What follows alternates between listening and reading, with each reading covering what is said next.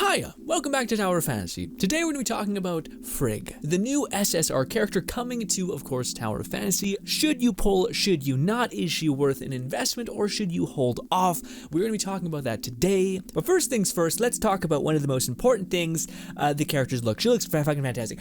She looks like Virgil mixed with Urza. It's clean, it's amazing. Her way of combat is also the most flashy thing ever. If you're into the whole anime, sheath katana, open it up really quickly, like so quickly that you can't see it, and then everything gets eviscerated. Boom, Virgil, DMC Virgil, yeah. Anywho, what is Frigg's skill kit outside of looking absolutely lovely? Well, she is a DPS ice elemental buffer who excels in seemingly both single target and mass AoE targets. Specifically within her dodge, she can just blanket a whole big ass area. But with her E application, she can single out one specific target or multiple if you can line it up, and put them all in ice and then shatter them. We'll talk about what that all looks like in a minute.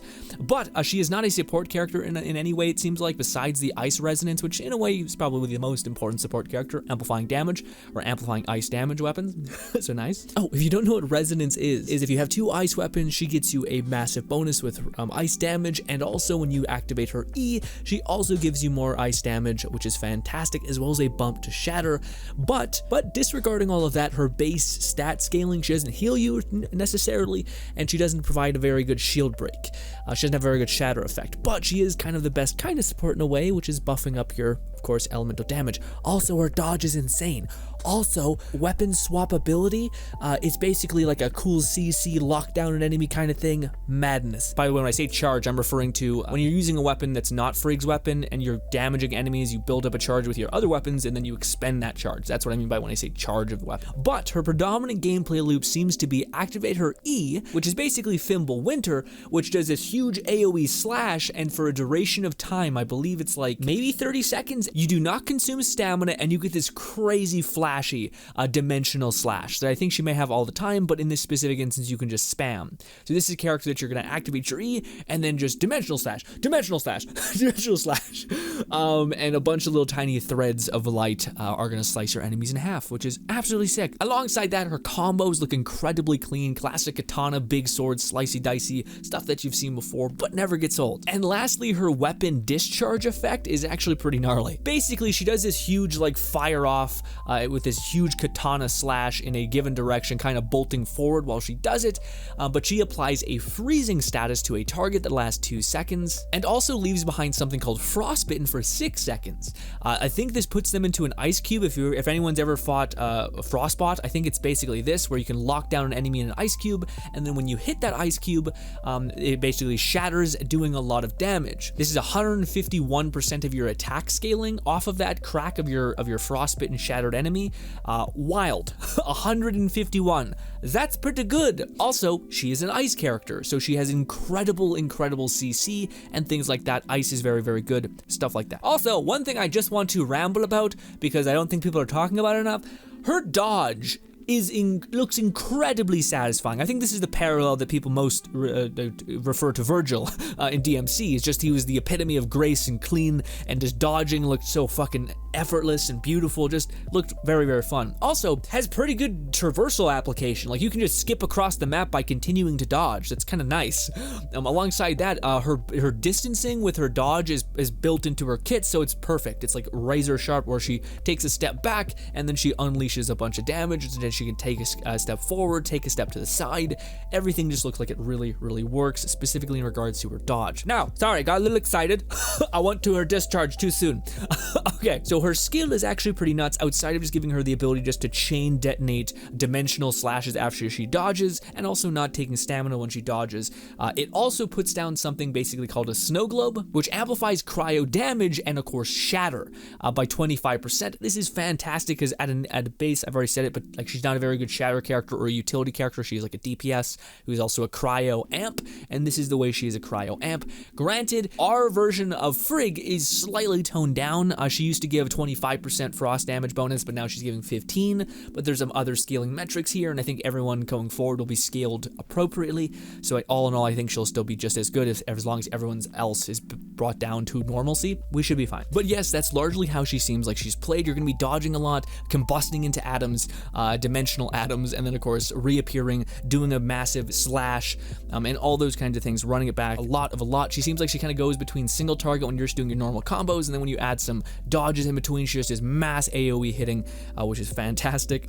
She's also a melee character, so she doesn't have endless range, so you're gonna have to get on top of your enemy. That's a little unfortunate, but still, I think the damage that she deals is kind of the payoff there. So yes, the gameplay speaks for itself. Absolutely clean, sleek, and just so man, Virgil. Just, if you know, you know, it's crazy. Let us answer the question: should you pull for Frigg? Well, we just talked about her kit. If any of that sounds interesting to you, then yes. But I tried to do a lot of research on this, and I came out really weird because of two reasons. Well, first of all, Frigg I think is going to be in between A or B, tier wise.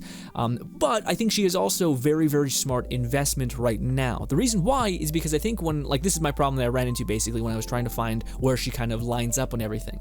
I found in the CN tier list for PvP, they tier her around C, so she's okay, but not great, kind of middle of the road. And then of course in PvP, they put her pretty below in D, in terms of PvP, being able to make a dent in that. But then I found other ones that put her in A, but then I found others that put her in S. For this one right here, weapon and character weapon, yeah, Frigg is an S rank. I found other ones where they put her in A tier, more generally, and I think if I could just kind of deduce all this, the problem with tier lists, specifically with the CN tier list, is one, we're already getting information that shows that CN tier lists are not real useful for global because global is being adjusted to balance out more options for other characters, basically. So less of a huge discrepancy between the best of the best. But also, tier lists are relative based, so they're relative for your environment. So what I mean by that is like CN has a bunch of characters, so yes, for them, there is incredible options that they can literally go out and get right now, or they had the opportunity to already get. For us in global, it's going to be still a long time before we see some of those crazy heavy hitters. And we've seen in other games that they kind of like leave those characters for like when there's a downswing in the game and they need to bump it back up by giving a character that everyone's interested in, loves the design of, and also packs a fucking hell of a punch. To me, I think this is the kind of issue with looking into what is a character's value and power rating. So I think right now, generally, I think Frigg just seems like a really good investment. I haven't seen anyone argue that she's bad. In fact, I think she has a lot right now specifically. I think it's a really good character to first introduce, is because she has a lot of good investment property. The reason why is because if you love cryo, you're going to get a lot out of this character. I think this is the one thing that determines whether you should pull for her, like really go for it, or kind of just dabble in it. And it's how much do you like cryo characters? How much do you already have suitable DPSs? Do you have teams that will just like completely resonate with her? For instance, if you have Meryl, it's like a match made in heaven. Meryl is up there for one of the better characters in the game right now, at least it seems like, for all of our options that we cumulatively have. On top of that, you're also gaining the CC that Frigg also possesses, because when you activate her charge, it's going to lock down enemies, do some cryo. Also, cryo is just really good for freezing, alongside the fact that she seems like she can quickly do a bunch of burst damage, and also she's amplifying Meryl. It's just like, it's crazy in that regard. But again, if you're also a person who's not wanting to wish for her, if you're not that big of a fan of ice, then yeah, it's probably less of an option. She's still probably going to be a decent DPS, but she's going to be less good than characters that are coming down the line that also share your elements. I think we all have seen some CN characters right now, and we're very excited for getting that one character that for whatever reason speaks to us. Well, look at what element that character is, look at what they do, and see if any of the upcoming characters kind of support them so that when you hit the ground, you can hit the ground running. Now granted, you can also just do what I think is the best option to do, which is wish for what you like, because like I said right now, we have no idea of what character is going to come down the pipeline, so unless you're ready to wait 6 months and not wish for anything, only to then get some meta characters, probably not a great idea. Now, that begs the question for you, boy. Well, Grin, are you wishing? No, I'm meta trash. Of course I'm not wishing. Of course, what are you talking about? No, I am waiting for Cobalt B because I really like Cobalt B, Ruby, and mainly Lyra. Yes, Lyra probably being the one that I want the most. But she's a kind of a support person. She's also physical. And then we got some fire resonance right here, baby. And yes, that is what your boy is doing. Now, I might be waiting for 6 months. Pain. Pain. Okay. But That's what I'm doing. For all my boys who love Virgil, which I am one of, but your boy ain't running around with capital, all right? I'm not running around with money. I don't have any disposable income, even a little bit, okay? So I'll have to vicariously live through other people until we can make some momentum happen here on YouTube and maybe Twitch or streaming. But let me know if did I miss anything with Frigg. The character's coming up. I tried to accumulate as much data as I possibly could to give you guys the understanding of the character, as well as what you should do in terms of her power strength. Is she an absolutely must pull? I think right now she's one of the better arguments for a very, very smart investment, because not only is she a DPS, but she's an amplifying DPS, meaning she's going to amplify other DPSs in the future. But also, one of the things I don't think people mention about Frigg is that she can actually, her like charge weapon, or her charge, is just like a lockdown CC kind of effect.